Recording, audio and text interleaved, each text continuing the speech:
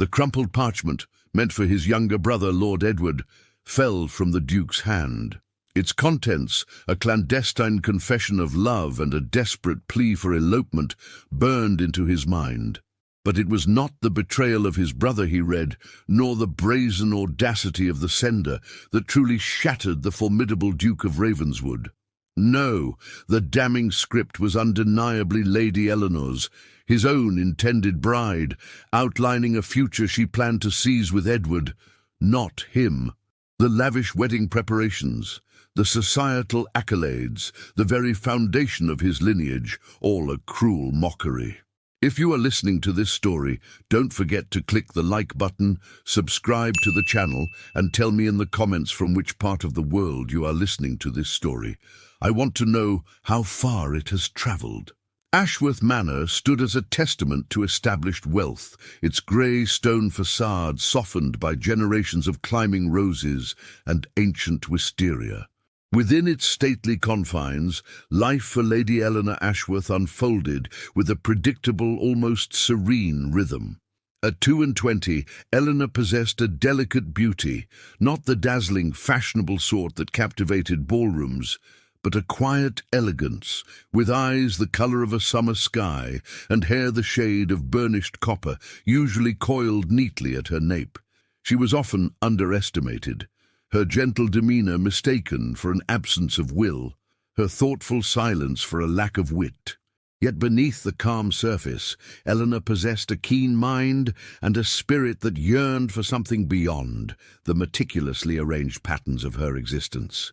Her mornings typically commenced with the soft chime of the hall clock at precisely 8, followed by the arrival of Martha, her personal maid, with a tray bearing weak tea and thin toast.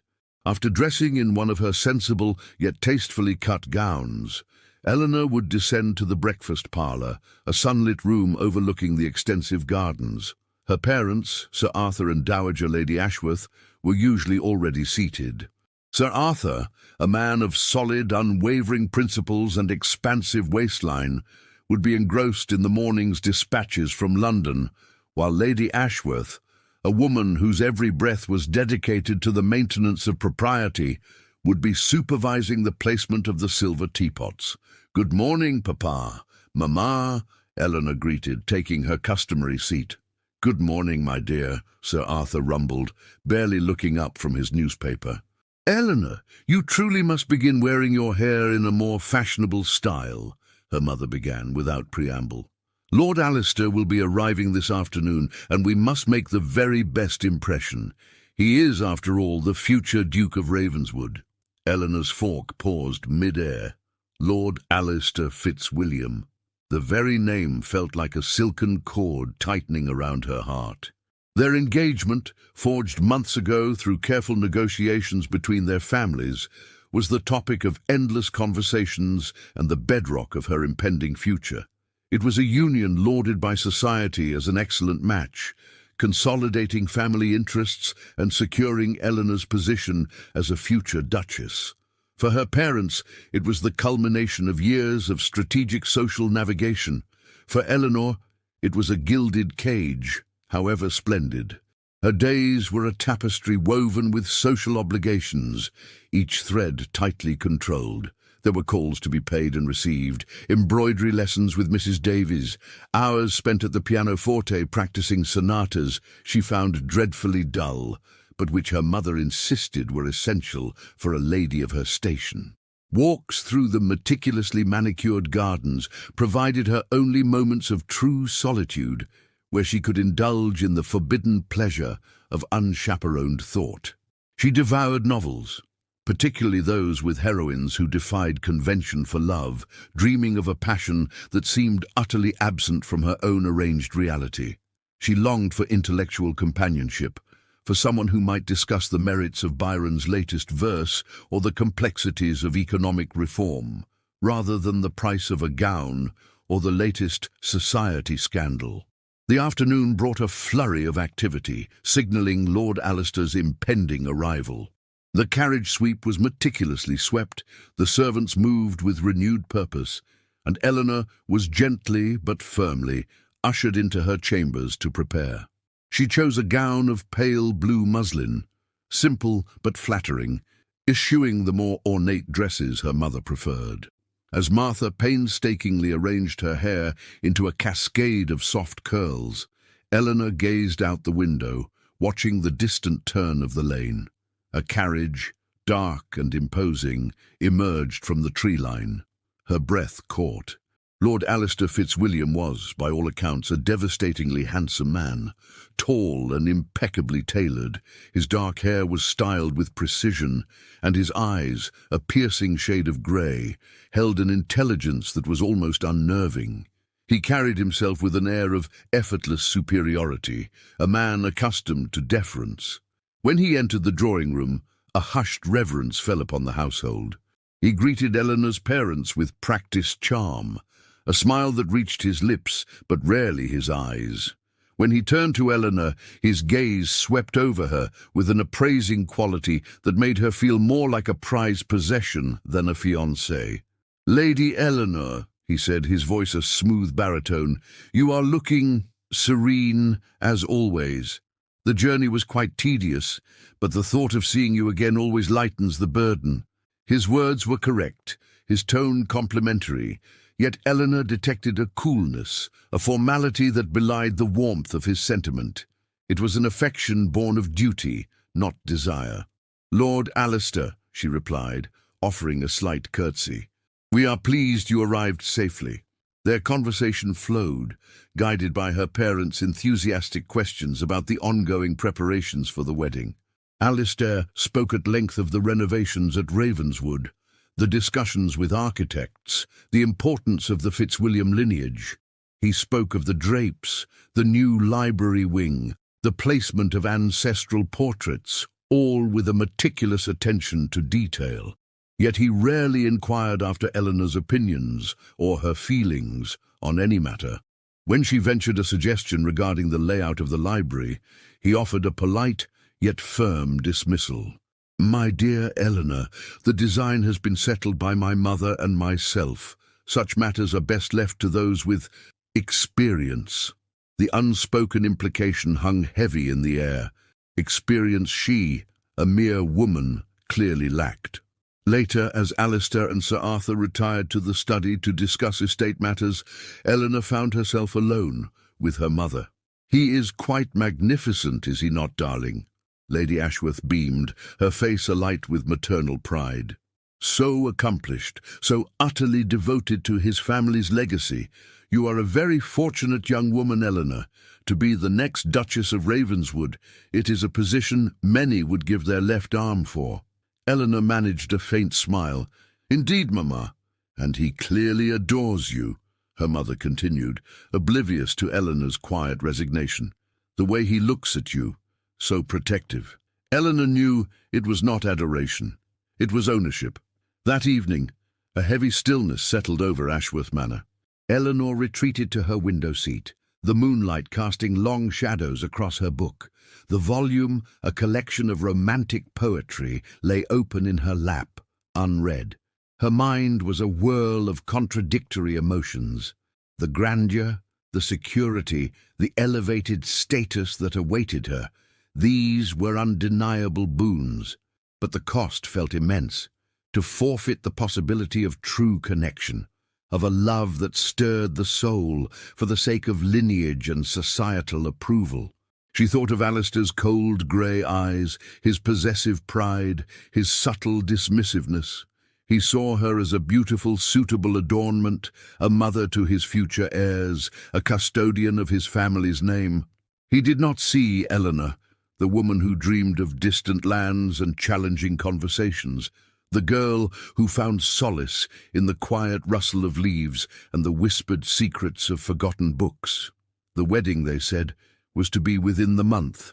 A mere 4 weeks stood between her and a lifetime of gilded expectations. As the moon climbed higher, illuminating the vast, silent estate, a profound sense of unease settled upon Eleanor's heart. She was a bird in a cage, perfectly crafted and beautiful, but a cage nonetheless, and the door was slowly, inexorably closing. The morning of the engagement ball dawned with a deceptive brilliance. Sunlight streamed through the tall windows of Ashworth Manor, casting golden patterns across the polished floors, as if nature itself conspired to celebrate the union. Yet Eleanor, standing before her mirror as Martha fastened the final pearl buttons of her gown, felt a growing knot of apprehension tighten in her chest. The dress, an exquisite creation of ivory silk and delicate lace, had been commissioned months ago from London's finest modiste. It was a masterpiece, designed to showcase her as the future Duchess of Ravenswood.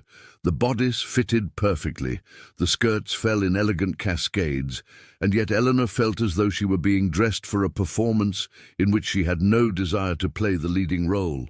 "You look absolutely radiant, my lady," Martha whispered, her eyes glistening with genuine affection, "like a princess from a storybook." Eleanor managed to smile, though it did not reach her eyes. "Thank you, Martha. You have worked wonders." The ball was to be held at Ravenswood House, the Fitzwilliam family's imposing London residence. It was a grand affair, designed to formally announce the engagement to the highest echelons of society. Over 300 guests had been invited: dukes and duchesses, earls and countesses, members of Parliament, and even a minor royal or two. The preparations had consumed weeks of meticulous planning, overseen by the formidable Dowager Duchess of Ravenswood, Alistair's mother, a woman whose reputation for exacting standards preceded her like a winter frost. The journey to London was undertaken in the Ashworth carriage, with Eleanor seated between her parents. Lady Ashworth chattered incessantly about the guest list, the orchestra, the supper arrangements, while Sir Arthur nodded approvingly, occasionally interjecting with observations about the political connections that would be strengthened by this union. Eleanor remained silent, her gaze fixed on the passing countryside, her mind a tumult of conflicting emotions. Ravenswood House loomed before them as they arrived, its facade illuminated by hundreds of torches and lanterns, casting a warm, inviting glow that belied the cold formality within. Footmen in immaculate livery lined the entrance, and as Eleanor descended from the carriage, the sheer scale of the event struck her with renewed force. This was not merely a ball, it was a declaration, a public consecration of her fate. Inside, the ballroom was a vision of opulence. Crystal chandeliers hung from the vaulted ceiling, their light refracting into 1,000 dancing prisms. The walls were adorned with gilt-framed portraits of Fitzwilliam ancestors, their stern faces seeming to watch the proceedings with ancestral approval. Long tables groaned under the weight of elaborate floral arrangements, white roses, lilies and orchids, their perfume mingling with the scent of beeswax candles and expensive perfumes. An orchestra, positioned on a raised dais, played a stately waltz, and already the room was filling with elegantly dressed guests, their voices creating a low hum of anticipation. Eleanor was immediately swept into a receiving line, positioned beside Lord Alistair and his mother, the Dowager Duchess. The Dowager was a formidable woman in her late 50s, her silver hair arranged in an elaborate coiffure, her gown a regal shade of deep purple. Her eyes, the same piercing grey as her son's, assessed Eleanor with a cool, calculating gaze. "Lady Eleanor," she said, her voice clipped and precise, "you look acceptable. Remember, tonight you represent not only your family, but the future of the Fitzwilliam name. Composure and grace are paramount." "Yes, Your Grace," Eleanor replied, her voice steady despite the tremor in her heart. Alistair stood beside her, resplendent in his evening attire, his expression one of satisfied pride. He took her hand, placing it formally upon his arm, and together they greeted the endless stream of guests. Each introduction was a performance, each smile a carefully crafted mask. Eleanor curtsied, murmured pleasantries, and accepted congratulations, with a practiced ease that belied her inner turmoil. As the evening progressed, the ballroom grew increasingly crowded. Eleanor danced the opening waltz with Alistair, his hand firm upon her waist, his movements precise and controlled. He spoke little, his attention frequently drawn to other guests, nodding acknowledgments, his mind clearly occupied with matters beyond their dance. When the waltz concluded, he escorted her to a cluster of matrons, leaving her to endure their effusive praise and thinly veiled assessments of her suitability. It was during a brief respite, as Eleanor stood near one of the tall windows overlooking the gardens, that she first noticed Lord Edward Fitzwilliam. Alistair's younger brother was a stark contrast to the Duke-in-Waiting. Where Alistair was commanding and austere, Edward possessed a warmth and an easy charm. His features were softer, his eyes a lighter shade of grey, and his smile genuine. He was speaking animatedly with a small group near the refreshment table, his laughter ringing out above the general din. Eleanor had met him only briefly during previous visits, and he had always been kind, offering her a sympathetic glance when Alistair's pronouncements grew particularly overbearing. As if sensing her gaze, Edward looked up, and their eyes met across the crowded room. He offered a small, encouraging smile, and Eleanor felt a flicker of something, not attraction, precisely, but a recognition of kindred spirit, someone who perhaps understood the weight of familial expectation. The evening wore on, and the moment approached for the formal announcement. A hush fell over the ballroom as the Dowager Duchess stepped forward, her presence commanding immediate silence. Alistair moved to stand beside Eleanor, his hand once again claiming hers, his grip almost painfully tight. "Esteemed guests," the Dowager began, her voice carrying effortlessly across the vast space, "it is with great pleasure that I announce the engagement of my son, Lord Alistair Fitzwilliam, future Duke of Ravenswood, to Lady Eleanor Ashworth. This union represents the joining of two distinguished families and the continuation of a legacy that has endured for centuries." Applause erupted, polite and enthusiastic. Eleanor felt the weight of hundreds of eyes upon her, assessing, judging, approving. Alistair raised her hand to his lips, a gesture that should have been tender but felt performative, designed for the audience rather than for her. It was then that the doors to the ballroom burst open with a force that shattered the carefully orchestrated atmosphere. A young woman, her gown dishevelled, her hair escaping its pins, stumbled into the room. Her face was flushed, her eyes wild with a mixture of desperation and defiance. Eleanor recognized her immediately, Lady Charlotte Pemberton, her own younger sister, barely 19, impulsive and headstrong. "Stop!" Charlotte cried, her voice cutting through the stunned silence like a blade. "You cannot do this! You cannot marry her!" A collective gasp rippled through the assembly. Eleanor felt the blood drain from her face, her hand instinctively tightening on Alistair's arm. But Alistair had gone rigid, his expression transforming from composed pride to cold fury in an instant. "Charlotte," Eleanor whispered, her voice barely audible, "what are you doing?" Charlotte stumbled forward, her gaze fixed, not on Eleanor, but on Alistair. "Tell them, Alistair, tell them the truth, tell them about us." The room erupted into a cacophony of shocked whispers. Eleanor felt the world tilt, the ground beneath her feet suddenly unstable. She looked at Alistair, searching his face for denial, for outrage, for anything that would refute Charlotte's wild accusation. But what she saw instead was a flicker of something, guilt, perhaps, or calculation, before his features hardened into a mask of aristocratic disdain. "This is preposterous," Alistair declared, his voice ringing with authority. "The girl is clearly unwell. Remove her at once." But Charlotte would not be silenced. She pulled a crumpled piece of parchment from her bodice, holding it aloft like a banner. "I have your letters, Alistair. Your promises. You said you loved me. You said we would be together." Eleanor's vision blurred. The room spun. She heard her mother's horrified gasp, her father's blustering protests, the Dowager Duchess's icy command for the servants to intervene. But all of it seemed distant, muffled, as if she were underwater. Alistair released Eleanor's hand abruptly, stepping away from her as if she were suddenly contaminated by association. He moved toward Charlotte, his expression thunderous. "You foolish, deluded girl," he hissed, his voice low but venomous. "Whatever fanciful notions you have entertained, they are nothing but the imaginings of a child. I am engaged to your sister. That is the reality. You are an embarrassment to your family and to yourself." Charlotte's face crumpled, tears streaming down her cheeks. "But you said—" "I said nothing of consequence." Alistair cut her off, his tone brutal.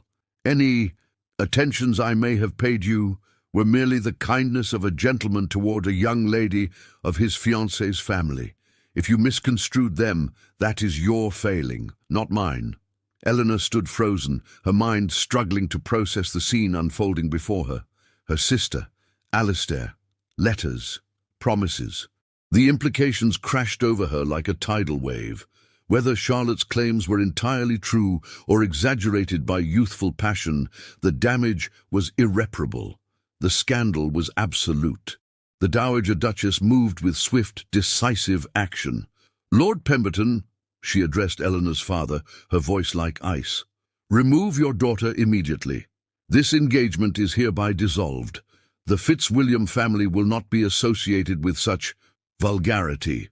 Sir Arthur, his face purple with rage and humiliation, seized Charlotte's arm, dragging her toward the exit. Lady Ashworth followed, her sobs audible even above the rising tide of gossip that now consumed the ballroom. Eleanor remained standing alone, abandoned in the center of the vast room, the ivory silk of her gown suddenly feeling like a shroud. Every eye was upon her, some filled with pity, others with barely concealed glee at the spectacle. She was the jilted bride, the humiliated fiancée, the woman whose own sister had destroyed her future. Alistair did not look at her. He turned his back, moving to confer with his mother, his posture rigid with outrage. The message was clear. Eleanor was no longer his concern. She was collateral damage, a casualty of scandal, unworthy of his name or his protection. The whispers grew louder, a relentless tide of judgment and speculation. Eleanor felt her knees weaken, her breath coming in short, shallow gasps. The room, so grand and glittering moments before, now felt like a prison, the walls closing in, suffocating her. With a supreme effort of will, she turned and walked toward the exit, her head held high despite the tears that threatened to spill. She would not give them the satisfaction of seeing her collapse. She would not crumble before their hungry, judgmental eyes. But as she reached the doorway, the enormity of what had just transpired crashed over her with devastating force. Her engagement, her future, her reputation, all destroyed in a matter of minutes. And the man she was to marry had not even offered a word of comfort or defense. He had simply discarded her. The night air hit her face as she stumbled out into the gardens, the sounds of the ball fading behind her.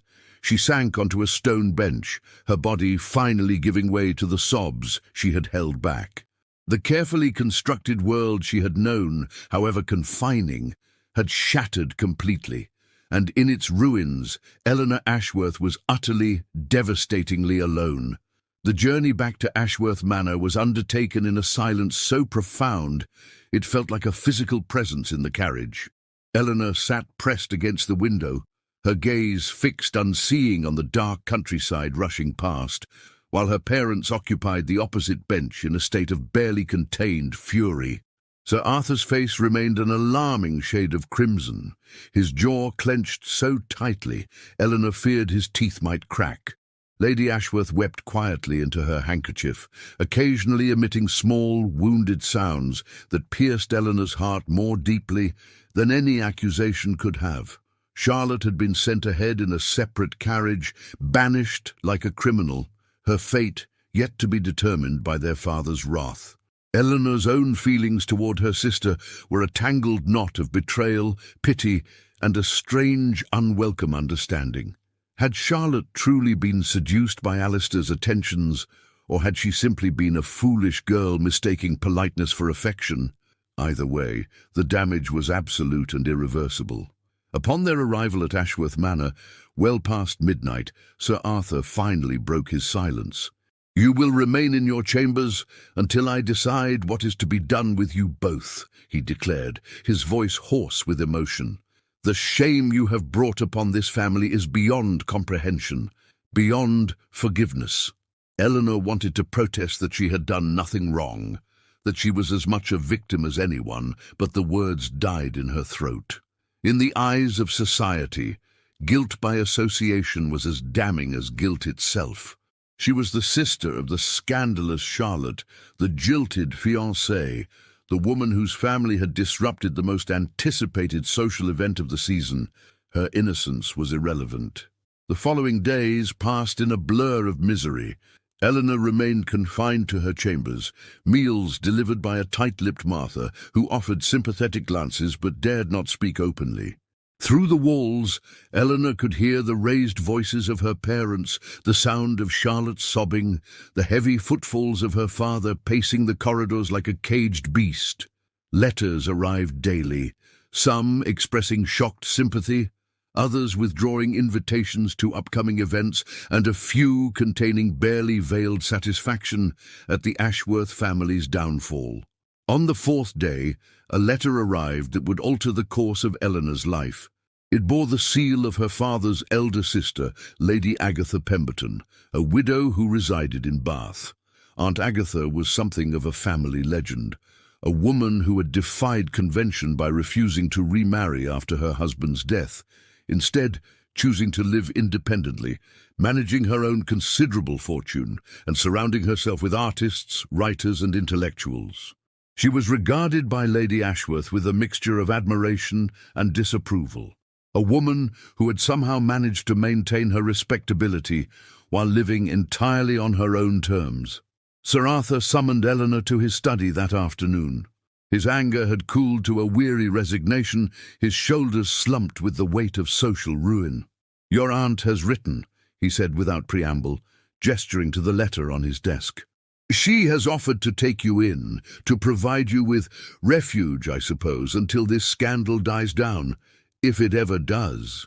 Eleanor's heart leapt with an unexpected surge of hope. "Aunt Agatha, she suggests that a change of scenery might be beneficial," Sir Arthur continued, his tone suggesting he found the entire notion distasteful. "Bath is far enough from London that perhaps in time this disgrace might be forgotten, or at least diminished." "And Charlotte?" Eleanor asked quietly. Her father's expression hardened. "Charlotte will be sent to your mother's cousin in Scotland. She will remain there indefinitely. I will not have her presence contaminating what little remains of this family's reputation."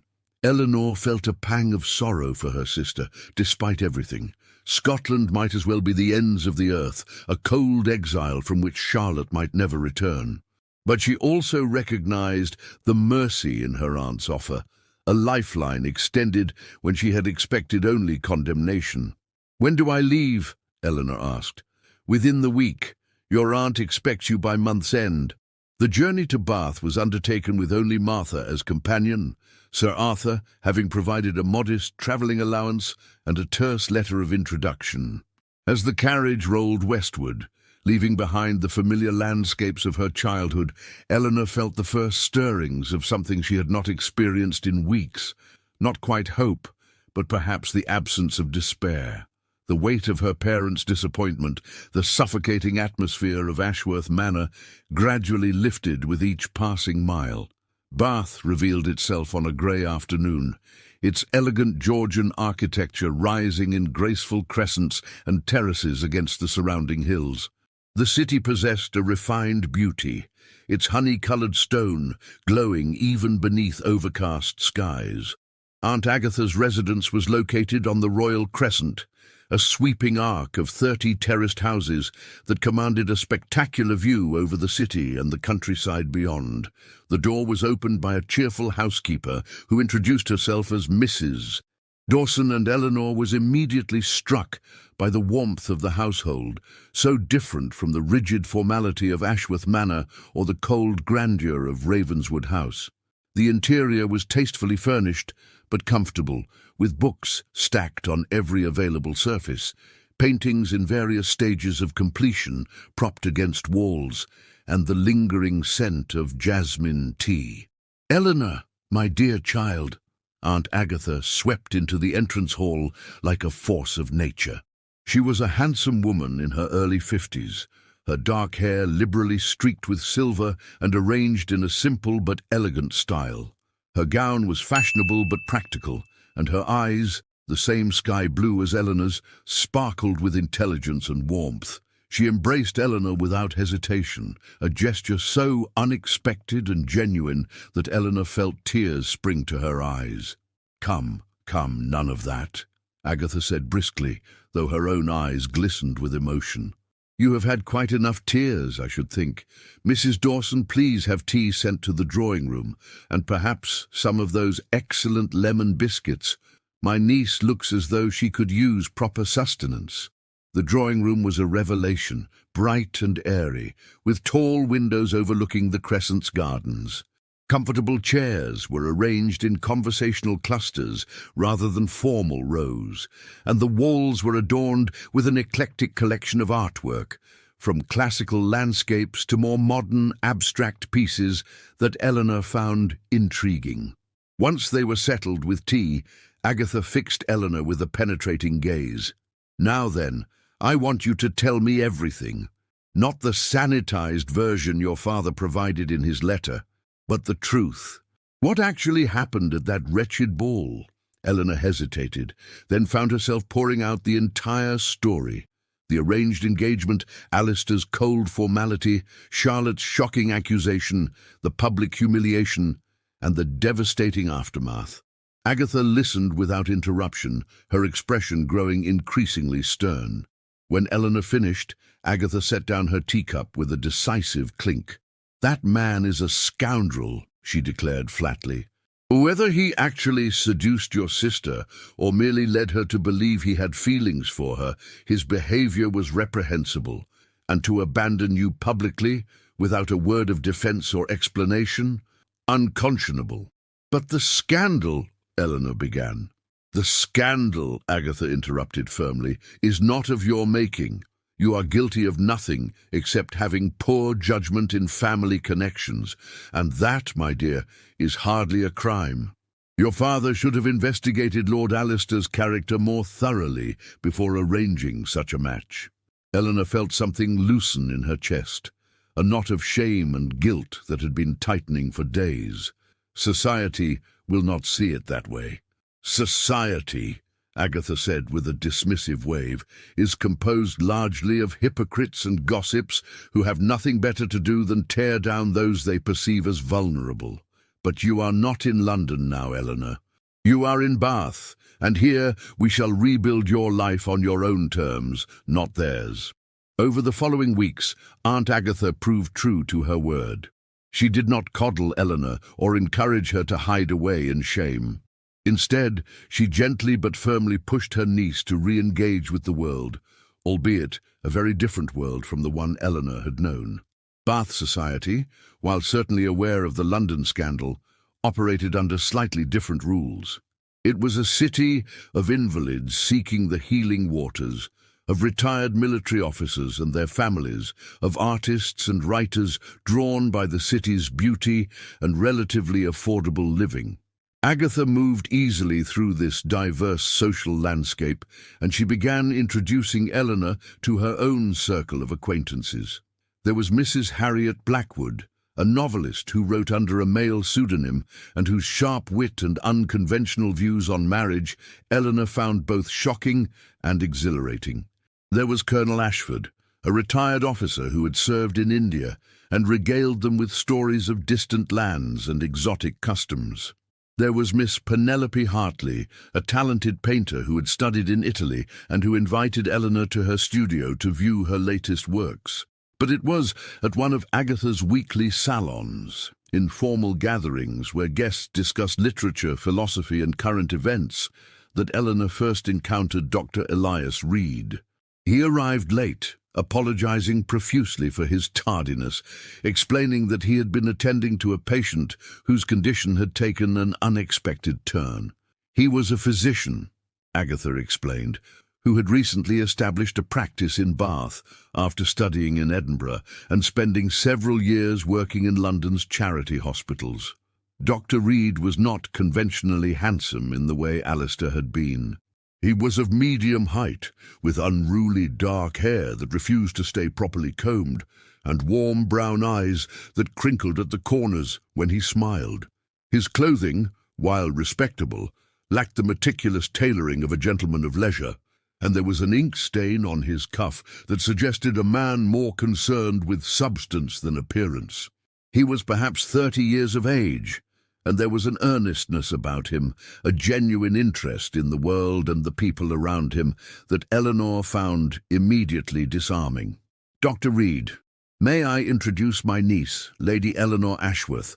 Agatha said. "Eleanor, Dr. Reed is one of our most valued members. He brings a scientific perspective to our discussions that keeps us from becoming too mired in romantic idealism." "Lady Eleanor," Dr. Reed said, bowing politely, "I am delighted to make your acquaintance. Your aunt speaks of you often and with great affection." "Dr. Reed," Eleanor replied, offering a slight curtsy, "I am pleased to meet you." The evening's discussion centered on a recently published essay concerning social reform and the responsibilities of the privileged classes toward the poor. Eleanor, who had been largely silent during previous gatherings, found herself drawn into the conversation when Dr. Reed posed a question directly to her. "Lady Eleanor, you have recently arrived from the countryside, I understand. What is your observation of the conditions of the rural poor compared to those in urban areas?" Eleanor hesitated, unused to having her opinion solicited, particularly by a gentleman. But something in Dr. Reed's expression, genuine curiosity rather than condescension, encouraged her to speak. "I confess I have not given it as much thought as I should have," she admitted honestly. "But I have observed that while rural poverty may lack the concentrated misery of urban slums, it is no less real. Tenant farmers at the mercy of landlords, families struggling through harsh winters with inadequate shelter, children who receive no education because they must work from dawn to dusk." Dr. Reed nodded thoughtfully. "A perceptive observation. Poverty wears different faces, but its effects are universally devastating. I have often thought that those of us with education and resources have a moral obligation to address these inequities, rather than simply accepting them as the natural order." The conversation continued, and Eleanor found herself speaking more freely than she had in months, perhaps years. Dr. Reed listened attentively, asked thoughtful questions, and treated her opinions with a respect she had never experienced from Alistair. There was no condescension, no dismissiveness, no suggestion that her thoughts were less valuable because she was a woman. As the evening drew to a close and guests began to depart, Dr. Reed approached Eleanor once more. "Lady Eleanor, I wonder if I might impose upon you for a favour. I am organising a small charitable effort to provide medical care to some of Bath's less fortunate residents, and we are in need of volunteers to assist with basic tasks, preparing supplies, keeping records, and the like. Your aunt mentioned that you have an excellent hand and a keen mind for organisation. Might you consider lending your assistance?" Eleanor felt a flutter of something unfamiliar. Anticipation, perhaps, or purpose. I would be honoured, Dr. Reed." His smile was warm and genuine. "Excellent. I shall send word of when we next meet. I believe you will find the work rewarding, if somewhat humbling." After he had departed, Agatha joined Eleanor by the window, watching the last of the guests disappear into the evening. "Dr. Reed is a remarkable man," she observed casually. "Brilliant mind, compassionate heart, and utterly indifferent to social hierarchies. He treats a duchess and a washerwoman with equal respect. He seems very dedicated to his work," Eleanor said carefully. "He is," Agatha agreed. "His family is respectable but not wealthy, minor gentry from Derbyshire. He has made his own way in the world through intelligence and determination. Some in society look down upon him for engaging in a profession, but I find such snobbery tiresome. A man who dedicates his life to healing others is worth a dozen idle aristocrats. Eleanor said nothing, but as she prepared for bed that night, she found her thoughts returning not to the humiliation of the ball or the cold dismissal of Alistair, but to warm brown eyes and a genuine smile, to a conversation where her thoughts had been valued, and to the unexpected possibility that perhaps, just perhaps, her life might hold something beyond the gilded cage she had escaped. Spring arrived in Bath with a gentle insistence, transforming the city's gardens into tapestries of colour and filling the air with the scent of blossoms and renewal. For Eleanor, the changing season mirrored an internal transformation. The week spent in Aunt Agatha's household had worked a quiet magic upon her spirit. The raw wound of humiliation had begun to heal, replaced not with bitterness, but with a growing sense of self-possession she had never before experienced. Her work with Dr. Reed's charitable clinic had become the cornerstone of her new life. 3 mornings each week, Eleanor would make her way to the modest building near the Abbey where Dr. Reed and 2 other physicians provided free medical care to Bath's poor. Her tasks were practical and unglamorous, organizing medical supplies, maintaining patient records, preparing bandages, and occasionally assisting with basic treatments under Dr. Reed's careful supervision. The work brought her into contact with a world she had never truly seen. Washerwomen with hands raw from lye, labourers suffering from injuries sustained in dangerous work, children with hollow cheeks and persistent coughs. It was humbling and, as Dr. Reed had promised, deeply rewarding. Eleanor discovered within herself a capacity for compassion and practical action that her previous life had never called upon.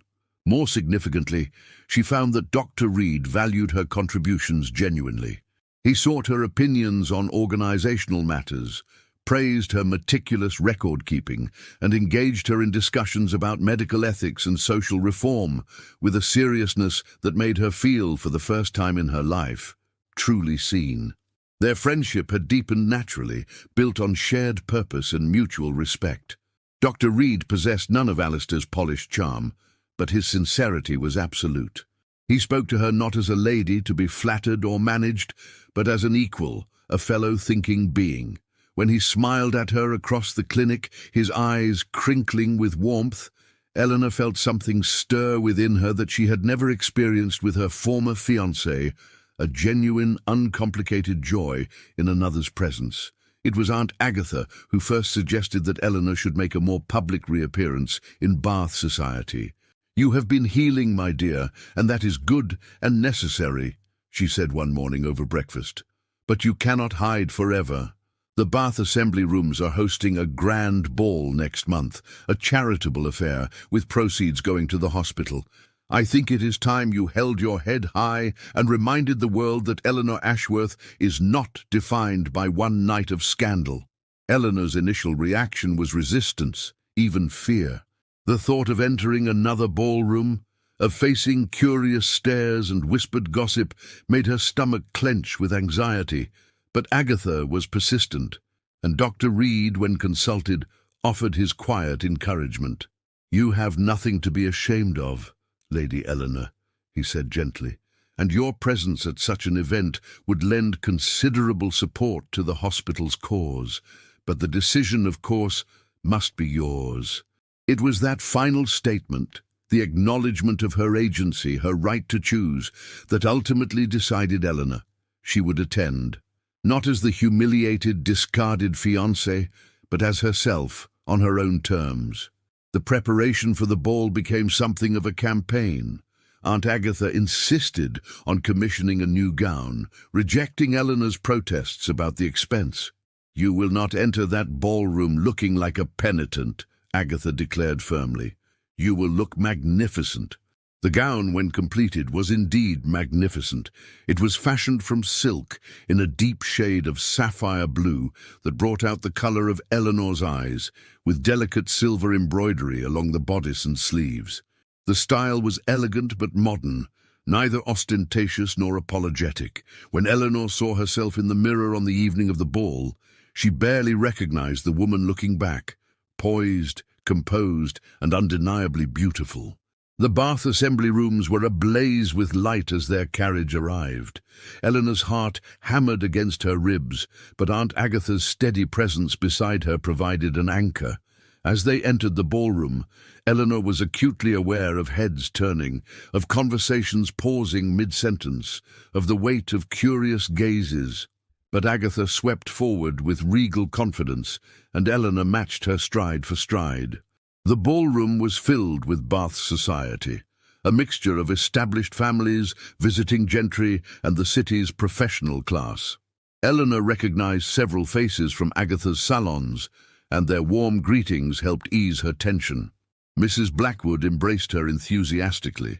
Colonel Ashford bowed with courtly grace, and Miss Hartley complimented her gown with genuine admiration.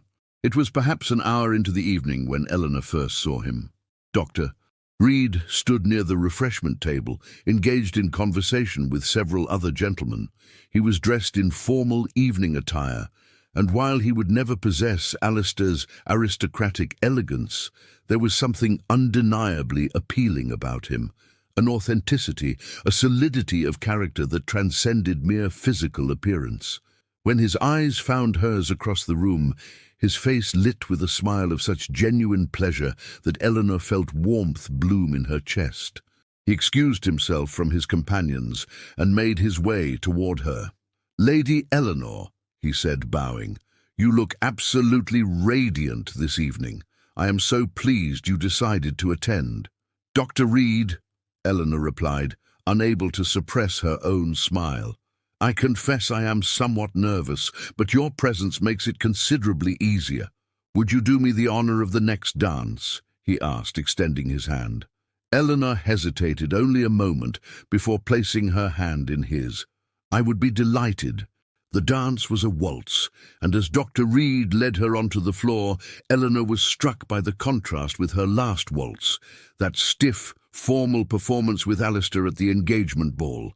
Dr. Reed's touch was gentle but confident, his movements perhaps less polished than Alistair's, but infinitely more genuine. As they moved through the steps, he spoke to her quietly, asking about her week, sharing an amusing anecdote from the clinic, treating the dance not as a performance, but as an extension of their friendship. "You have become quite indispensable to our work, you know," he said as they turned. "The other physicians have remarked upon it. Your organizational skills have improved our efficiency considerably." Eleanor felt a flush of pleasure at the praise. "I find the work deeply meaningful. It has given me a sense of purpose I never had before." "Purpose suits you," Dr. Reed said, his brown eyes warm. "You have a gift for compassion, Lady Eleanor. It is a rare and valuable quality." As the waltz concluded, Dr. Reed escorted Eleanor back to where Aunt Agatha stood, conversing with a group of matrons. He bowed, thanked her for the dance, and reluctantly excused himself to attend to his other social obligations. Eleanor watched him go, feeling a strange mixture of contentment and longing. It was at that precise moment that the atmosphere in the ballroom shifted. A ripple of heightened interest moved through the crowd, conversations growing more animated, heads turning toward the entrance. Eleanor followed the collective gaze and felt her blood turn to ice. Lord Alistair Fitzwilliam stood in the doorway, resplendent in black evening attire, his grey eyes surveying the room with aristocratic appraisal. And on his arm, smiling with triumphant satisfaction, was Lady Arabella Thornton, a celebrated beauty known for her considerable fortune and impeccable lineage. Aunt Agatha's hand found Eleanor's, squeezing gently. "Steady, my dear," she murmured. "You are stronger than you know." Eleanor forced herself to breathe, to maintain her composure even as her mind reeled. What was Alistair doing in Bath?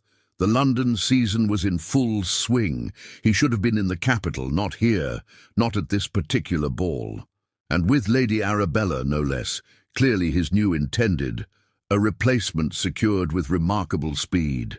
As if drawn by some malevolent magnetism, Alistair's gaze found Eleanor across the crowded room. For a moment their eyes locked, and Eleanor saw something flicker in his expression. Surprise, perhaps, or calculation.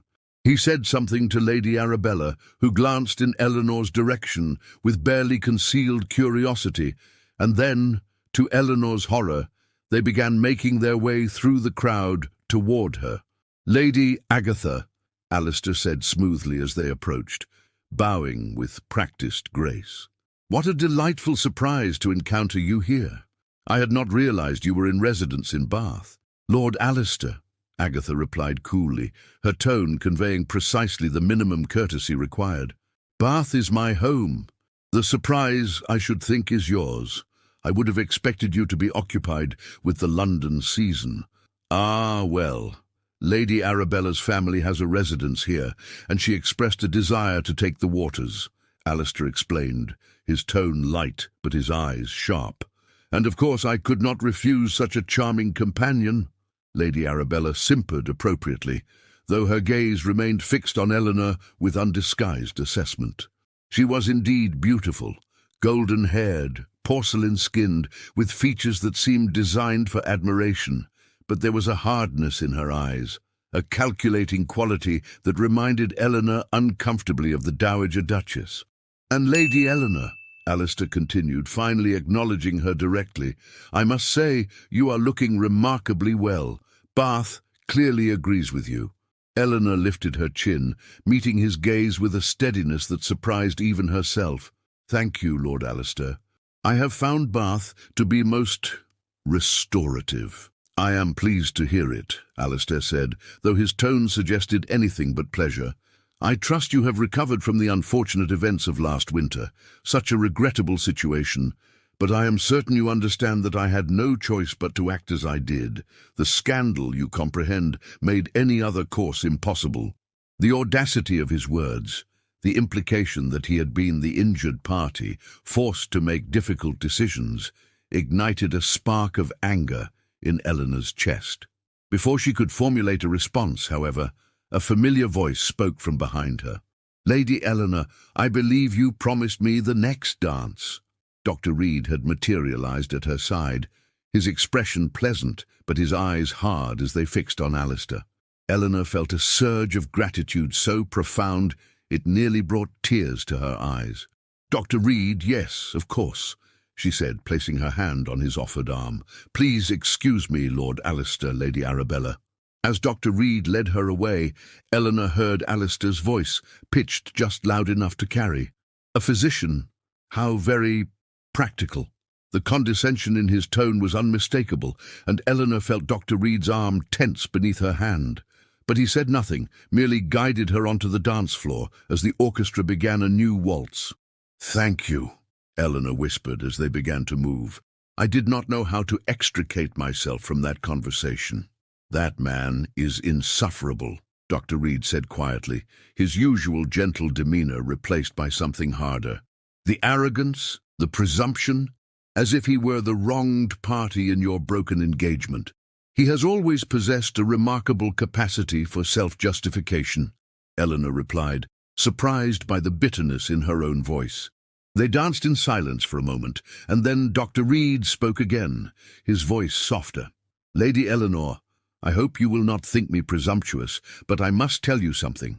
Over these past months, working alongside you, conversing with you, I have come to hold you in the highest regard. Your intelligence, your compassion, your strength of character, these are qualities I admire profoundly." Eleanor's heart began to race, though whether from hope or fear she could not say. "Dr. Reed, please let me finish," he interrupted gently. "I am not a wealthy man, nor do I possess a title or grand estates. I am merely a physician, dedicated to my work, with modest means and no particular social standing. But I am a man of honor, and I would never treat you with the callous disregard that Lord Alistair displayed. If you would permit me, I would very much like to court you properly, with the intention of, should you find my suit acceptable, asking for your hand in marriage." The ballroom seemed to fade away, the music becoming distant, the other dancers mere shadows.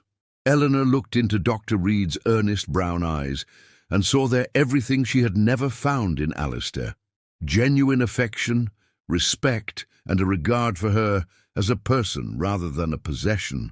"Dr. Reed, Elias," she said softly, using his given name for the first time. "I would be honored to accept your courtship." His smile was radiant, transforming his entire face. "You have made me the happiest of men, Eleanor." As the waltz concluded, Dr. Reed escorted Eleanor back to Aunt Agatha, who took one look at their faces and smiled knowingly. Across the ballroom, Eleanor could see Alistair watching them, his expression dark with something that might have been jealousy or wounded pride. Lady Arabella clung to his arm, speaking animatedly, but his attention remained fixed on Eleanor and Dr. Reed. "Let him watch," Eleanor thought, with a fierce satisfaction. "Let him see that I have not merely survived his rejection, but flourished beyond it. Let him see that I have found something infinitely more valuable than a title or a grand estate. I have found genuine regard, respect, and the promise of true partnership." The remainder of the evening passed in a blur of congratulations and well wishes. News of Dr.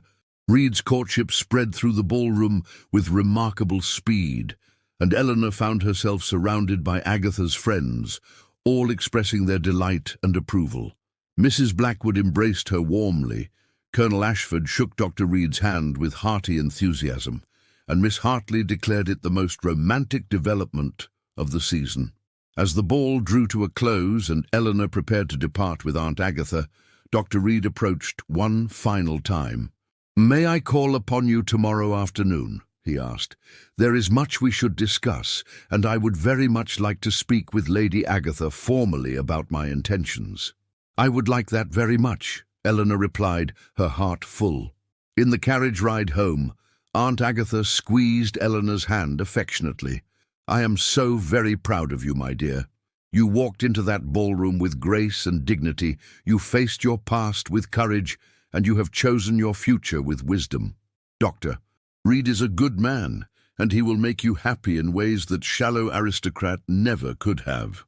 Eleanor leaned her head against her aunt's shoulder, feeling a peace she had not known in months. "I never imagined I could feel this way, Aunt Agatha.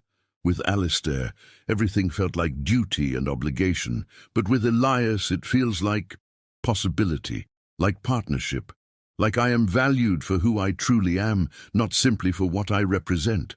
That, my darling girl, is what love should be," Agatha said softly. "Not a gilded cage, but a door opening onto a wider world." As Eleanor prepared for bed that night, she stood at her window overlooking the royal crescent, the city of Bath spread out below in the moonlight. Somewhere in that city, Alistair was likely brooding over her unexpected resurgence, her refusal to remain broken and diminished by his rejection. And somewhere else, Elias Reed was perhaps lying awake as well, thinking of their future together. Eleanor smiled, touching her fingers to the window glass. She had been humiliated, abandoned, and cast aside. But from those ashes she had risen, not as the woman society expected her to be, but as the woman she chose to become. And that choice, that agency, was worth more than any duchy, any title, any place in the rigid hierarchy that had once defined her entire world. The golden cage had been shattered, and Eleanor Ashworth had learned to fly. The morning following the ball dawned with crystalline clarity, sunlight streaming through Eleanor's windows and casting golden patterns across the floorboards. She awoke with a sense of lightness she had not experienced in what felt like years, the memory of Elias Reed's proposal and her acceptance filling her with quiet joy. The contrast with her previous engagement could not have been more stark. Where Alistair's proposal had been a formal arrangement negotiated by their families, Elias's courtship was born of genuine affection and mutual respect. True to his word, Dr. Reed called at the Royal Crescent that afternoon, arriving precisely at 3 o'clock with a small bouquet of wildflowers, simple, unpretentious, and infinitely more meaningful than the elaborate hothouse arrangements Alistair had once sent. Aunt Agatha received him in the drawing room with warm approval, and the conversation that followed was refreshingly straightforward. "Lady Agatha," Elias began, his earnestness evident in every word, I wish to formally request permission to court your niece with the intention of marriage. I am aware that my circumstances are modest compared to what Lady Eleanor might have expected from her previous engagement.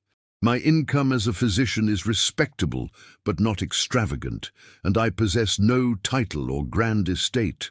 What I can offer is a life of purpose, a partnership built on mutual respect and affection, and my solemn promise to value and cherish Eleanor for the remarkable woman she is." Agatha regarded him with shrewd but kind eyes. "Dr. Reed, I have observed your character over these past months, and I can think of no man I would more gladly entrust with my niece's happiness. You have my blessing, with the understanding that Eleanor's own wishes are paramount. She has already endured one engagement arranged without proper consideration for her feelings. This time, the choice must be entirely hers." "I would have it no other way," Elias assured her, turning to Eleanor with a smile that made her heart flutter. "Eleanor, I hope you know that I would never presume to make decisions on your behalf. Whatever future we build together will be built as equals, as partners." The weeks that followed were among the happiest of Eleanor's life. Elias courted her with a thoughtfulness that stood in stark contrast to Alistair's possessive formality. They took long walks through Bath's parks and gardens, discussing everything from medical advances to literature to their hopes for the future. Elias introduced her to his work with genuine pride, valuing her insights and contributions. They attended concerts and lectures together, and Elias never once dismissed her opinions or suggested that her thoughts were less valuable than his own. News of their courtship spread rapidly through Bath society, and the reactions were varied and telling. Agatha's circle responded with unanimous approval and delight. Mrs. Blackwood declared it a triumph of substance over superficiality. Colonel Ashford pronounced Dr. Reed a fine fellow, and Miss Hartley began sketching preliminary designs for a wedding portrait. The broader Bath society, however, was divided. Some viewed Eleanor's choice as admirably pragmatic, a woman of tarnished reputation securing a respectable match with a professional man. Others saw it as a shocking descent in social standing, a duke's former fiancée settling for a mere physician. The gossip reached Eleanor's ears through various channels, but she found to her surprise that she cared very little for such opinions. What did concern her, however, was the continued presence of Lord Alistair in Bath. He and Lady Arabella had taken up residence at the Thornton family's townhouse, and they appeared with increasing frequency at social events. Eleanor could not shake the feeling that Alistair's prolonged stay was not coincidental, that his presence was somehow calculated to unsettle her. Her suspicions were confirmed one afternoon when she encountered him quite deliberately at the Pump Room, Bath's famous social gathering place, where visitors came to take the supposedly healing waters. Eleanor had accompanied Aunt Agatha for their weekly visit, and they were engaged in conversation with Mrs. Blackwood when Alistair approached, Lady Arabella conspicuously absent. "Lady Eleanor," he said, bowing with exaggerated courtesy, "what a fortunate coincidence. I was hoping for an opportunity to speak with you privately." Aunt Agatha's expression hardened. "I hardly think that would be appropriate, Lord Alistair." "Please," Alistair said, his tone taking on an unexpected note of urgency. "I merely wish to offer my congratulations on your engagement to Dr. Reed. Surely a brief conversation cannot be objectionable." Eleanor felt Agatha's questioning gaze upon her. Against her better judgment, she nodded. "A brief conversation, in full view of the room. Aunt Agatha, perhaps you might wait just there." Agatha reluctantly moved a short distance away, though her watchful eyes never left them. Alistair guided Eleanor to a quieter corner of the pump room, though they remained clearly visible to all present. "Eleanor," he began, and the use of her given name without title or formality startled her. "I must speak plainly. This engagement to Dr. Reed, it is a mistake. Surely you see that." Eleanor stiffened. "I see no such thing. Dr. Reed is a good and honourable man. He is a physician," Alistair said, his tone dripping with condescension. "A tradesman, essentially. You were meant to be a duchess, Eleanor. You were meant for a life of influence and consequence, not to be the wife of a man who works with his hands among the lower classes. Dr. Reed saves lives, Eleanor replied, her voice low but fierce. He dedicates himself to healing the sick and alleviating suffering. What precisely do you do that is of greater consequence, Lord Alistair. Manage estates, attend parliament sessions where you likely sleep through debates, concern yourself with the arrangement of ancestral portraits. Alistair's jaw tightened. You are angry, and I understand that. The circumstances of our broken engagement were regrettable. But Eleanor, I have come to realize that perhaps I acted hastily. Your sister's accusations, while scandalous, were the ravings of a foolish girl. I should not have allowed them to destroy what we had built. Eleanor stared at him, incredulous. What we had built? We had built nothing, Alistair. You arranged a marriage that would benefit your family's interests. You never once asked what I wanted, what I dreamed of, what I thought about anything of substance. You treated me as a decorative addition to your household, not as a partner or even as a person worthy of genuine regard. That is not true, Alistair protested, though his tone lacked conviction. I held you in high esteem. I intended to provide you with every comfort, every luxury, but not with respect, Eleanor said quietly. Not with genuine affection or partnership, and certainly not with the freedom to be myself rather than the woman you required me to be. Alistair's expression shifted, his aristocratic composure cracking to reveal something uglier beneath. Wounded pride, perhaps, or genuine jealousy. And this physician offers you all of that? A man with no fortune, no title, no standing in society. What kind of life can he possibly provide? A life of purpose, Eleanor replied firmly. A life where I am valued for my mind and my character, not merely for my family connections and my suitability as a breeding vessel for heirs. A life where I can contribute meaningfully to the world rather than simply adorning it. You are being naive, Alistair said, his voice hardening. This romantic notion of love and partnership, it is a fantasy, Eleanor. Marriage is a practical arrangement, a union of families and interests. What you feel for this physician is infatuation, nothing more. It will fade, and you will be left with a life of genteel poverty and social obscurity. Perhaps, Eleanor acknowledged, but it will be my choice, my life, lived on my own terms, that is worth more to me than all the duchies in England. Alistair's eyes narrowed. And what of Lady Arabella? Do you imagine I am happy with that arrangement? She is beautiful and wealthy, yes, but she is also vain, shallow, and tedious. I find myself thinking of you constantly, Eleanor, of what we might have had circumstances been different. The admission shocked Eleanor, not because it moved her, but because it revealed the depth of Alistair's self-absorption. You are engaged to Lady Arabella, she said coldly, and I am courting Dr. Reed. What you feel or do not feel is no longer my concern. I wish you well, Lord Alistair, but I have no desire to continue this conversation. She turned to leave, but Alistair caught her arm, his grip firm enough to be uncomfortable. Eleanor, please, I am asking you to reconsider. I can speak to Lady Arabella, end that engagement. We could begin again, properly this time. I would be different, I promise you. Eleanor pulled her arm free, her eyes flashing with anger. You would be different. You would treat me with respect and regard. How generous of you, Lord Alistair. But I am not interested in your promises or your belated recognition of my worth. I have found something infinitely better. A man who valued me from the beginning, who never needed a rival to make him see my qualities. Now, if you will excuse me, I have no further interest in this conversation.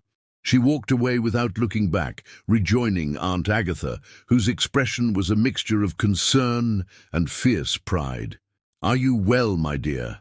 I am, Eleanor said, and realized with some surprise that it was true. The encounter with Alistair, rather than unsettling her, had crystallized her certainty. Whatever doubt she might have harbored about her choice had been swept away by the stark contrast between Alistair's calculating self-interest and Elias's genuine affection. Word of the confrontation spread quickly through Bath's gossip networks, embellished and distorted with each retelling.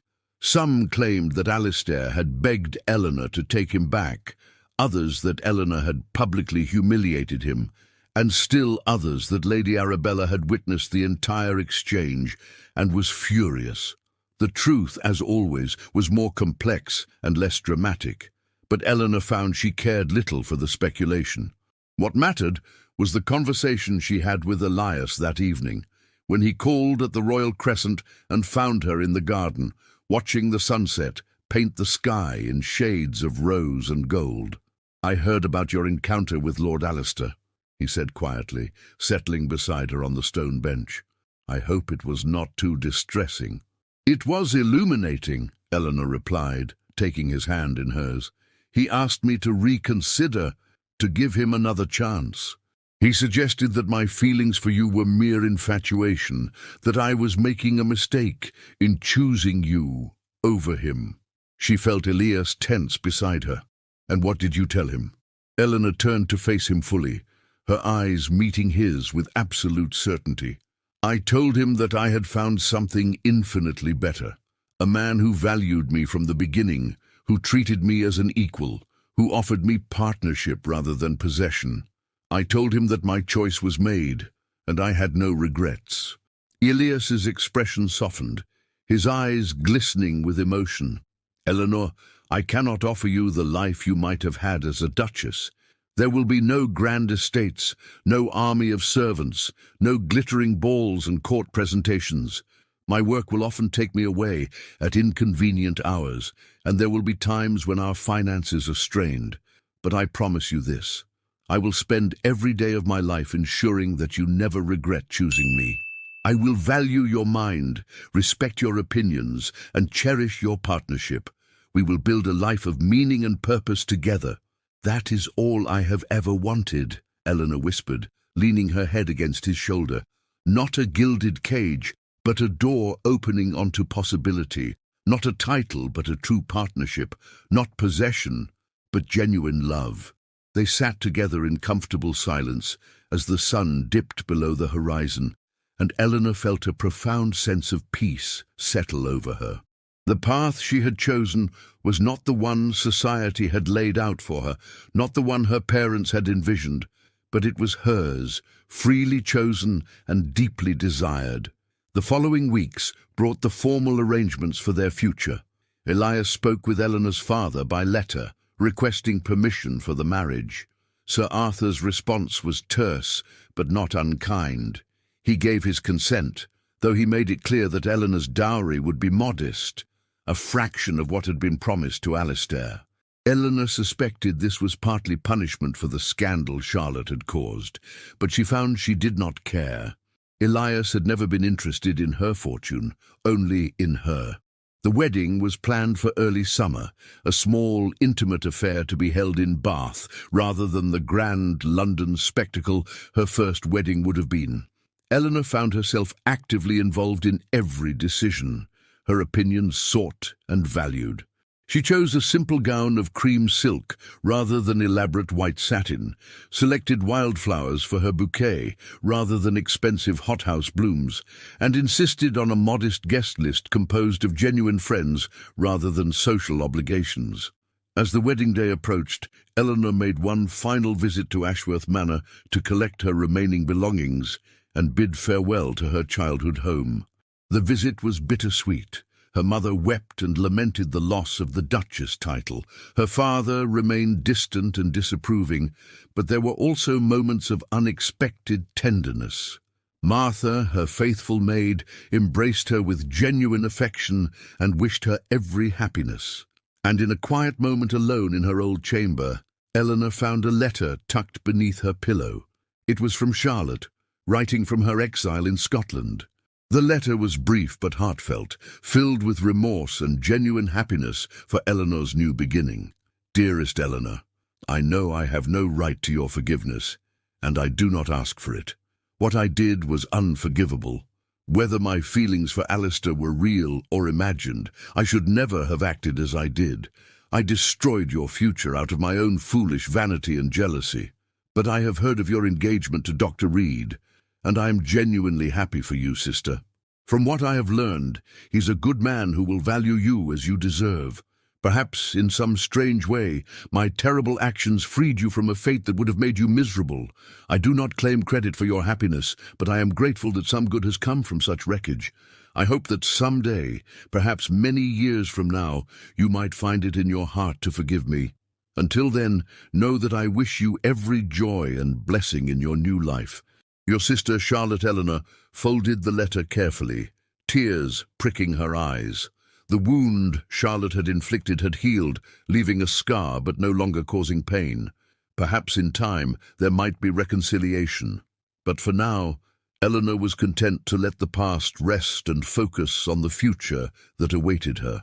On the eve of her wedding, Eleanor stood once more at her window in the Royal Crescent, looking out over the city that had become her sanctuary and her new home. Tomorrow, she would marry Elias Reed, and together they would build a life of purpose and partnership. She would not be a duchess, but she would be something far more valuable. She would be herself, fully and completely, valued and cherished for exactly who she was. The golden cage had been left far behind, and Eleanor Ashworth was finally, truly free. 18 months had passed since Eleanor Ashworth became Eleanor Reed, and the transformation in her life was so profound that her former existence felt like a distant dream, belonging to someone else entirely. The modest but comfortable townhouse she now shared with Elias in Bath's Walcott Street was a world away from the grand estates of her youth, yet it was filled with a warmth and authenticity that no amount of marble and gilt could replicate. The morning sun streamed through the windows of their small breakfast room as Eleanor reviewed the accounts for the charitable clinic, her pen moving efficiently across the ledger. She had become indispensable to the clinic's operations, managing not only the administrative details, but also helping to secure funding from Bath's more philanthropic residents. Her ability to navigate both the world of the wealthy and the needs of the poor had proven invaluable, and the clinic had expanded significantly under her organizational guidance. "You are frowning at those numbers," Elias observed, entering the room with his medical bag in hand, preparing for his morning rounds. "Should I be concerned about our finances?" Eleanor looked up, her expression softening immediately at the sight of her husband. Elias's hair was, as always, slightly disheveled despite his attempts to tame it, and there was an ink stain on his collar that he had apparently not noticed. She loved him desperately, with a depth and certainty that still sometimes took her breath away. "Not our personal finances," she assured him, rising to straighten his collar and wipe away the ink stain with her handkerchief. "The clinic's. We have more patients than ever, which is wonderful, but our supply costs are increasing faster than our donations. I am composing a letter to Lady Pemberton. You remember her, the widow with the considerable fortune who attended Aunt Agatha's salon last month. I believe she might be persuaded to become a regular patron." Elias smiled, pulling her into a brief embrace. "What would we do without you? You have a gift for this work, Eleanor. You see connections and possibilities that I, in my single-minded focus on medicine, often miss." "We are partners," Eleanor replied, echoing the words that had become something of a motto for their marriage. "Your skills heal bodies. Mine help ensure you have the resources to do so. Neither is more valuable than the other." After Elias departed for his rounds, Eleanor prepared for her own morning activities. 3 days each week, she worked directly at the clinic. 2 days were devoted to fundraising and administrative work, and 1 day, her favorite, she taught reading and basic arithmetic to the children of Bath's working poor, a program she had initiated 6 months earlier with Aunt Agatha's enthusiastic support and financial backing. As she walked through Bath's streets toward the small schoolroom they had secured near the Abbey, Eleanor reflected on how completely her perspective had shifted. Once she had moved through the world seeing only surfaces, the quality of a gown, the grandeur of an estate, the prestige of a title. Now she saw the washerwoman's chapped hands and knew the labor they represented, saw the thin child and understood the hunger behind his eyes, saw the elderly man struggling with a cough and recognized the inadequate housing and poor nutrition that exacerbated his condition. Her work was not always easy or pleasant. There were days when the suffering she witnessed overwhelmed her, when the sheer scale of poverty and need seemed insurmountable. But there were also moments of profound joy, a child's face lighting up as they successfully read their first sentence, a mother's tears of gratitude when her sick infant recovered, the quiet satisfaction of knowing that her efforts had made a tangible difference in someone's life. The schoolroom was already buzzing with activity when Eleanor arrived. A dozen children, ranging in age from 6 to 12, were seated on simple benches, their faces scrubbed clean for the lesson, their expressions eager. Eleanor had learned their names, their circumstances, their dreams. There was Thomas, whose father worked at the coaching inn and who desperately wanted to learn enough to keep accounts. There was Mary, whose mother took in washing and who showed a remarkable aptitude for numbers. There was little James, barely 6, who had lost his father to consumption and whose bright curiosity reminded Eleanor painfully of what potential was wasted when poverty denied children education. "Good morning, students," Eleanor greeted them warmly, and they chorused back their response with enthusiasm that never failed to move her. The morning passed quickly, filled with lessons and laughter, small triumphs and patient corrections. When the session concluded and the children departed, Eleanor remained behind to organize materials for the next class. She was absorbed in this task when a familiar voice spoke from the doorway. "Lady Eleanor Reed, or should I say Mrs. Reed? I confess I am still adjusting to the change." Eleanor turned to find Lady Arabella Thornton, no, Lady Arabella Fitzwilliam now, standing in the doorway. She was as beautiful as ever, her gown the height of fashion, her golden hair arranged in elaborate curls. But there was something in her expression that had not been there 18 months ago, a tightness around her eyes, a brittleness to her smile. "Lady Arabella," Eleanor said, surprised but composed, "this is unexpected. What brings you to this part of Bath?" Arabella stepped into the room, her gaze sweeping over the simple benches, the slate boards, the worn primers, with barely concealed distaste. "I heard rumors that you were teaching children here. I confess I did not quite believe them until I saw it with my own eyes. The former Lady Eleanor Ashworth, who was meant to be a duchess, reduced to this." There was a time when such words would have wounded Eleanor, when she would have felt shame at the implied diminishment of her circumstances. But that time had long passed. "I am not reduced to anything, Lady Arabella. I have chosen a life of purpose and meaning. These children deserve the opportunity to learn, to improve their circumstances. I am privileged to help provide that opportunity." Arabella laughed, but there was no humor in the sound. "How very noble of you. And does your physician husband appreciate your nobility, or is he too busy tending to the unwashed masses to notice?" "My husband," Eleanor said firmly, "values and supports my work, just as I value and support his. We are partners in every sense of the word. But I suspect you did not come here to discuss my marriage. What is it you truly want, Lady Arabella?" For a moment, Arabella's carefully constructed facade cracked, revealing something raw and unhappy beneath.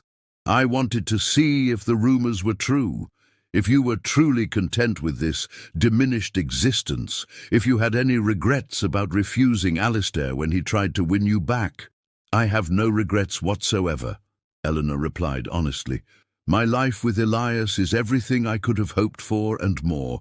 We may not have grand estates or titles, but we have genuine partnership, mutual respect, and a shared sense of purpose. I am happier than I ever imagined possible." "How fortunate for you," Arabella said bitterly. "I, on the other hand, have everything society says a woman should want. a title, wealth, position, a husband who is considered one of the most eligible men in England. And yet, she trailed off, and Eleanor felt an unexpected surge of compassion. And yet, you are not happy. He does not love me, Arabella said quietly, the admission seeming to cost her greatly. He is courteous. He provides me with every material comfort, but there is no warmth, no genuine affection. He goes through the motions of marriage, but his heart is not in it. And I suspect, no, I know that he still thinks of you. He compares me to you constantly, though he does not say so aloud. I see it in his eyes when he looks at me, a kind of disappointment, as if I am a poor substitute for what he truly wanted. Eleanor felt no satisfaction in this revelation, only sadness. I am sorry, Lady Arabella, truly. You deserve better than to be a replacement, just as I deserved better than to be a possession. Alistair's inability to value the women in his life is his failing, not yours or mine. Arabella's eyes glistened with unshed tears. Do you know what the worst part is? I thought that once we were married, once I had secured the title and position, I would be content. But the emptiness of it all is suffocating. The endless social obligations, the meaningless conversations, the constant performance of being the perfect duchess in waiting. There is no substance, no purpose, nothing beyond maintaining appearances. It is not too late to find purpose, Eleanor said gently. Even within the constraints of your position, there are ways to make a meaningful difference. Charitable work, patronage of worthy causes, using your influence to effect positive change. The title and wealth you possess could be powerful tools for good if you chose to use them that way. Arabella wiped at her eyes, her composure returning. Perhaps. Though I suspect Alistair would find such pursuits beneath the dignity of a future duchess. She straightened her shoulders, her aristocratic mask sliding back into place. I should go. I do not know why I came here truly. Perhaps I needed to see for myself that it was possible to choose differently, to find happiness outside the gilded cage. It is possible, Eleanor assured her, but it requires courage and a willingness to value substance over appearance. I hope you find your own path to contentment, Lady Arabella. After Arabella departed, Eleanor stood for a long moment in the quiet schoolroom, reflecting on the encounter. There had been a time when she might have felt triumph at Arabella's unhappiness, might have seen it as vindication or justice, but she felt only compassion now and gratitude for the path her own life had taken. That evening, Eleanor and Elias hosted a small dinner party at their townhouse. The guests were an eclectic mix that would have scandalized Eleanor's mother, Dr. Harrison and his wife, fellow physicians from the clinic, Mrs. Blackwood, the novelist, Colonel Ashford and his daughter, and Aunt Agatha, of course, who had become a permanent fixture in their lives and a doting presence who treated Elias like the son she had never had. The conversation flowed freely, ranging from medical advances to literary criticism to political reform. Eleanor found herself engaged in a spirited debate with Dr. Harrison about the most effective methods for preventing the spread of infectious diseases in crowded urban areas, while Elias discussed the latest surgical techniques with Colonel Ashford, who maintained a keen interest in military medicine. You have built something remarkable here, Aunt Agatha observed quietly, drawing Eleanor aside as the other guests continued their animated discussions. A home filled with warmth and intellectual vitality, a marriage of genuine partnership, a life of purpose and meaning. I am so very proud of you, my dear. Eleanor embraced her aunt, feeling tears prick her eyes. I could not have done any of this without you, Aunt Agatha. You showed me that there was another way to live, that I did not have to accept the limitations society tried to impose upon me. You gave me refuge when I needed it most, and you helped me find the courage to choose my own path. You found that courage within yourself, Agatha corrected gently. I merely provided the space for it to emerge. You are a remarkable woman, Eleanor Reed, and I have no doubt that you will continue to do remarkable things. Later that night, as Eleanor and Elias prepared for bed, She told him about Arabella's unexpected visit and the conversation that had followed. Elias listened thoughtfully, his expression growing troubled. "Do you ever regret it?" he asked quietly. "Choosing this life over what you might have had? The title, the wealth, the social position?" Eleanor turned to face him fully, taking his hands in hers. "Not for a single moment. Elias, what I have with you is infinitely more valuable than any title or estate. We are true partners, building a life of meaning together. I am valued for who I am, not what I represent. I have purpose and agency, and the freedom to make choices about my own life. How could I possibly regret that?" "I cannot give you the luxuries you were raised to expect," Elias said, his voice tinged with the insecurity that occasionally surfaced, despite her constant reassurances. "You give me something far more precious," Eleanor replied firmly. "You give me respect, partnership, genuine love, and a shared purpose. You see me, Elias, truly see me, in a way that Alistair never did and never could. That is worth more than all the duchies in England." Elias pulled her into his arms, holding her close. "I love you, Eleanor Reed, more than I have words to express." "And I love you," Eleanor whispered against his chest. "Thank you for showing me what true partnership could be. Thank you for valuing my mind as much as my heart. Thank you for building this life with me." As Eleanor drifted off to sleep that night, secure in her husband's embrace, she reflected on the extraordinary journey that had brought her to this moment. She had been raised to believe that her value lay in her ability to make an advantageous match, to secure a title and position through marriage, to be an ornament to a powerful man's household. The public humiliation at her engagement ball had shattered that carefully constructed identity, leaving her adrift and uncertain. But from those ruins, she had built something infinitely better. She had discovered her own strength, her own capacity for meaningful work, her own ability to choose her destiny, rather than simply accepting what others chose for her. She had found genuine love with a man who valued her as an equal, and together they had created a life of purpose and partnership. The scandal that had once seemed like the end of her world had actually been the beginning of her true life. The golden cage had been destroyed, and in its place, Eleanor had found freedom, not the reckless, irresponsible freedom of abandoning all duty and obligation, but the profound freedom of living authentically, of making choices aligned with her values, of contributing meaningfully to the world around her. She was not a duchess, and she never would be. But she was something far more valuable. She was herself, fully and completely, living a life she had chosen, surrounded by people who valued her for exactly who she was. And in the end, that was the greatest triumph of all. The secret letter that had exposed the truth about Alistair's character had not destroyed Eleanor's life, as it had seemed at the time. Instead, it had freed her from a fate that would have slowly suffocated her spirit. And for that unexpected gift, Eleanor would be forever grateful.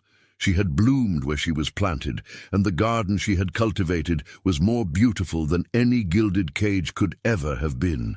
If you enjoyed this story of Eleanor's journey from humiliation to triumph, from a gilded cage to genuine freedom, please don't forget to like this video, subscribe to the channel for more dramatic historical tales, and share in the comments which moment in Eleanor's transformation resonated most with you. Was it her courage at the Bath Ball? Her rejection of Alistair's attempts to win her back? Or perhaps her discovery of true partnership with Dr. Reed? I'd love to hear your thoughts, and remember, sometimes the greatest blessings come disguised as devastating losses. Thank you for listening, and until next time, may you always have the courage to choose your own path.